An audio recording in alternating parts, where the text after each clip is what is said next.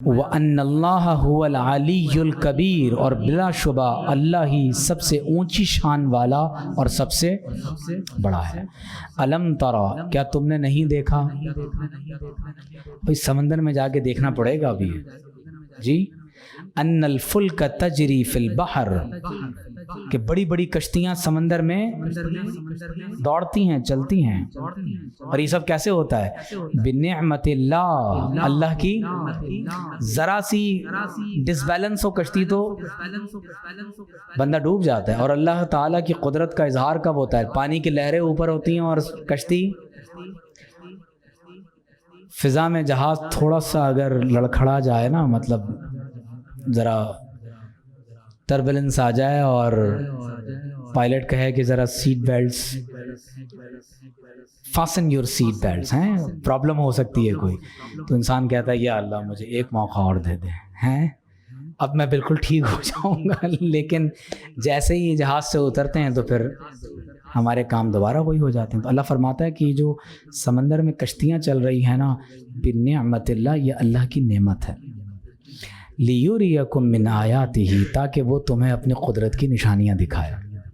تو بھائی یہ پورا علم ہے، اس پہ غور و فکر کرنا چاہیے کہ سمندر میں کشتی کیسے چلتی ہے۔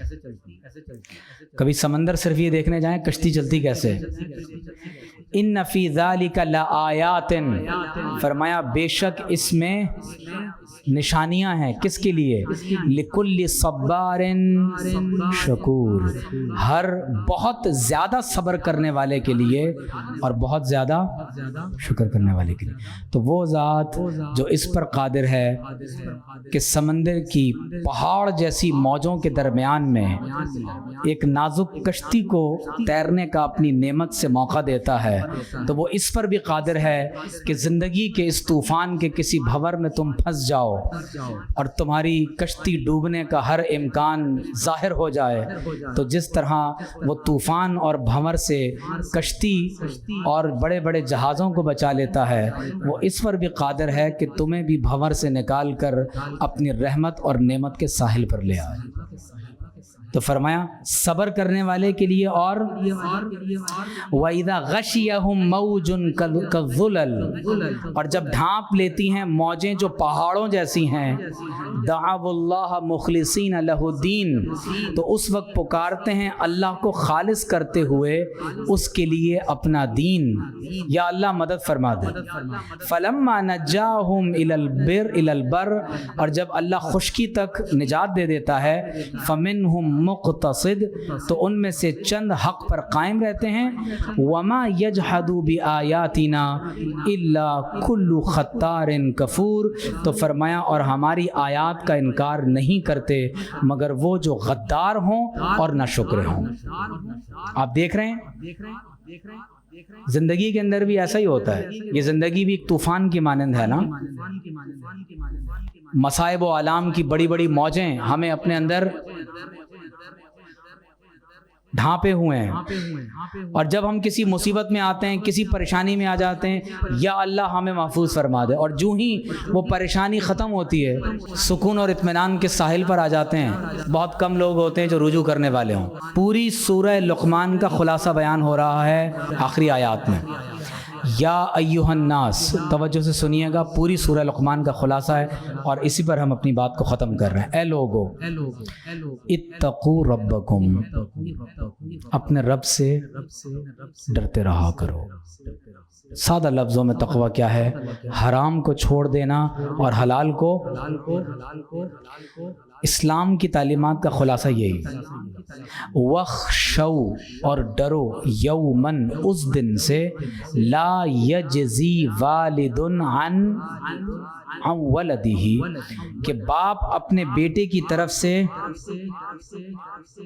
کوئی جزا، کوئی بدلہ نہ دے سکے گا، ولا مولود ہوا جاز عن والدہ، اور نہ ہی بیٹا اپنے والد کی طرف سے کوئی بدلہ دے سکے گا۔ تو فرمایا عن والدہ شیئا، کچھ بھی ذرا برابر بھی ایسا نہیں ہوگا کہ باپ بیٹے کی طرف سے یا بیٹا باپ کی طرف سے کوئی بدلہ دے دے۔ دنیا میں کیا ہوتا ہے؟ کمپنسیٹ کر دیتے ہیں نا جی، ابھی حال ہی میں ایک خاتون نے کو 4-5 کتنے لوگوں کو کچل دیا تھا دنیا میں، وہ پیسے دے کے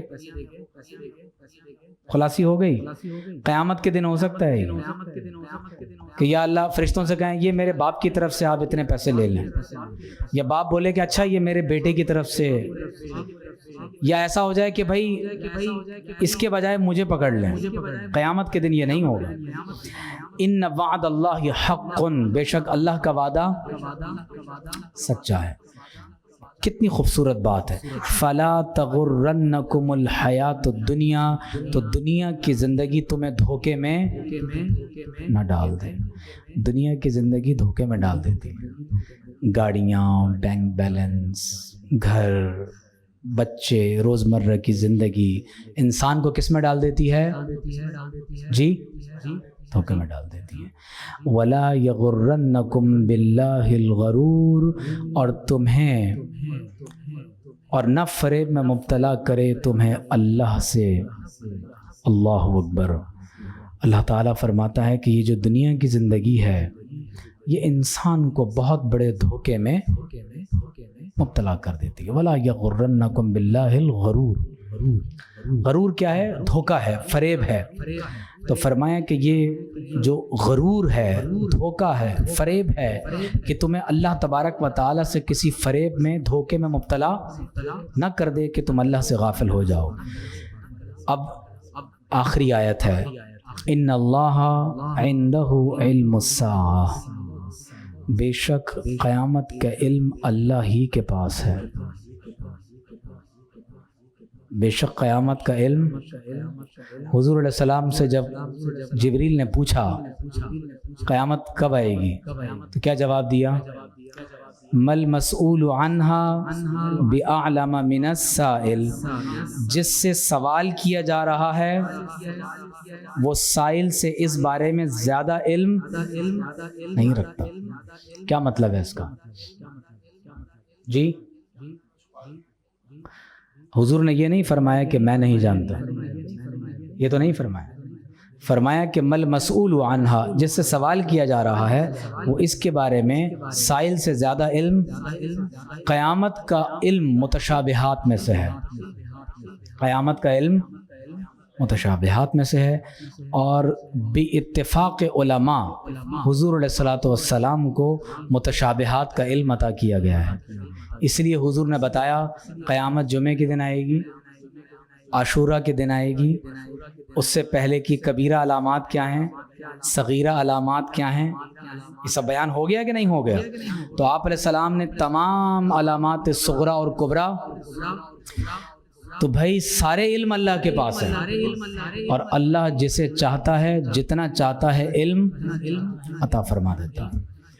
تو ان اللہ عندہ علم الساعہ، بے شک اللہ ہی کے پاس قیامت کا، وَيُنَزِّلُ الْغَيْثَ، اور وہی بارش اتارتا ہے، وَيَعْلَمُ مَا فِي الْأَرْحَامِ، اور جو کچھ ماؤں کے پیٹوں میں ہے وہی جانتا ہے. اب بعض لوگ کہتے ہیں کہ دیکھو آج کے دور میں تو الٹرا ساؤنڈ ہو جاتا اور جینڈر بھی معلوم ہو جاتا. تو بھائی دو باتیں ہیں، یاد رکھیے گا کہ یہ جتنی بھی باتیں بیان ہو رہی نا، اس کا یہ مطلب نہیں ہے کہ یہ علم اللہ کسی اور کو عطا نہیں کرے گا. علم تو اللہ ہی کے پاس ہے، وہ جسے چاہتا ہے جتنا چاہتا ہے اپنے علم میں سے علم عطا. پہلی بات. نمبر 2، قرآن نے یہ نہیں کہا کہ وَيَعْلَمُ مَنْ فِي الْأَرْحَامِ، وہ جانتا ہے کہ ماں کے رحم میں کون ہے، لڑکا ہے یا لڑکی. قرآن نے یہ نہیں کہا. قرآن نے کہا ہے جو کچھ ماں کے پیٹ میں ہے اللہ جانتا ہے. اب دیکھیے گا وہ بچہ زندہ ہوگا یا مردہ ہوگا، لڑکا ہوگا یا لڑکی ہوگا، شقی ہوگا یا سعید ہوگا، جنتی ہوگا یا جہنمی ہوگا، حضور کا امتی ہوگا یا غیر مسلم ہوگا، کالا ہوگا، گورا ہوگا، لمبا ہوگا، چھوٹا ہوگا، ذہین ہوگا، بے وقوف ہوگا. ما فی الارحام، اس کی تقدیر کے بارے میں، اس کے وجود کے بارے میں، اس کی روح کے بارے میں جو کچھ علم ہے وہ کس کے پاس ہے؟ تو اب یہ تو الٹرا ساؤنڈ سے معلوم نہیں ہوگا.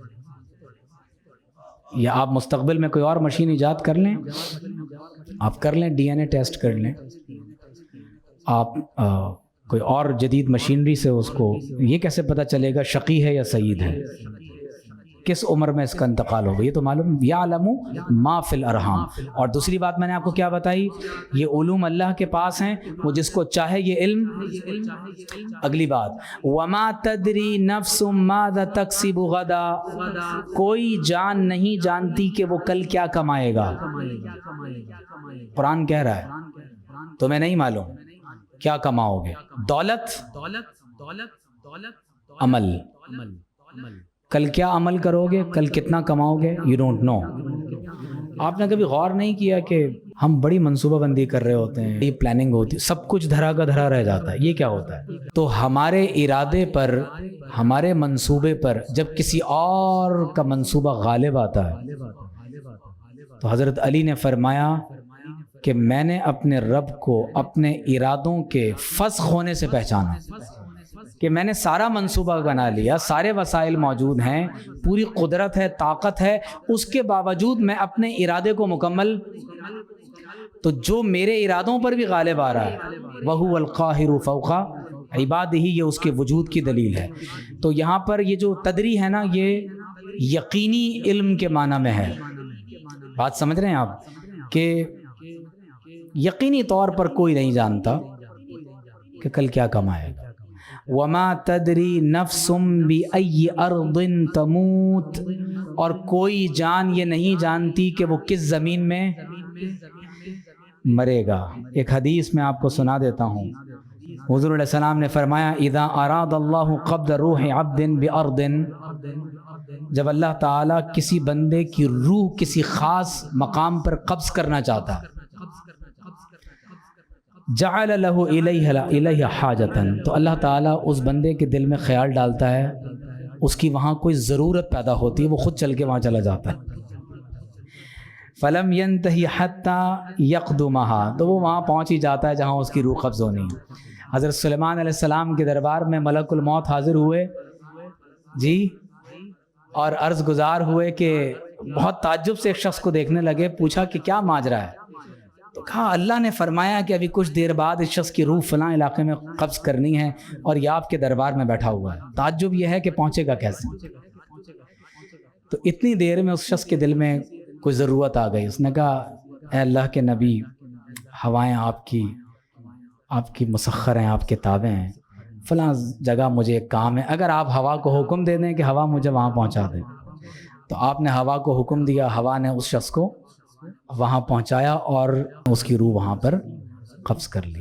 تو کسی کو نہیں معلوم کہ وہ کہاں مرے گا، لیکن یہاں پر میں بات کو ختم کر رہا ہوں، ان اللہ علیم خبیر، بے شک اللہ علیم بھی ہے، اور تم نہ خبیر ہو نہ علیم ہو۔ اور کیجئے، حضور نے فرمایا جس شخص کی قبر جس مقام پر بنتی ہے، اس کی تخلیق کی مٹی اسی مقام سے لی جاتی ہے، جہاں پر انسان دفن ہوتا ہے تو اسی مقام سے اس کی تخلیق کی مٹی لی گئی تھی۔ تو یہاں ابن سیرین اور بعض دیگر محدثین نے لکھا ہے کہ حضور اکرم صلی اللہ علیہ وآلہ وسلم، حضرت سیدنا ابو بکر صدیق، حضرت سیدنا امیر المومنین عمر فاروق رضی اللہ تعالی عنہم اجمعین، ان تینوں مقدس ہستیوں کی قبر ایک ہی مقام پر ہے۔ اس کا مطلب یہ ہوا کہ اللہ تعالیٰ نے ان تینوں وجودات مسعودات کی تخلیص فرمائی ہے۔ اللہ تعالیٰ ہم سب کو اپنی طرف رجوع کرنے کی توفیق عطا فرمائے، اور استقامت کے ساتھ اللہ تعالیٰ ہمیں قرآن سمجھنے کی توفیق عطا فرمائے۔ آئندہ نشست سے ہم سورہ یوسف پڑھیں گے انشاءاللہ، بہت اہم ترین صورت ہے، اور قرآن نے اس کو احسن القصص کہا ہے، اور یہود سے متعلق اس میں ہسٹری ہے جوز کی، کیونکہ یعقوب علیہ السلام ہجرت کر کے یوسف علیہ السلام کے ساتھ بیت المقدس سے مصر آئے تھے۔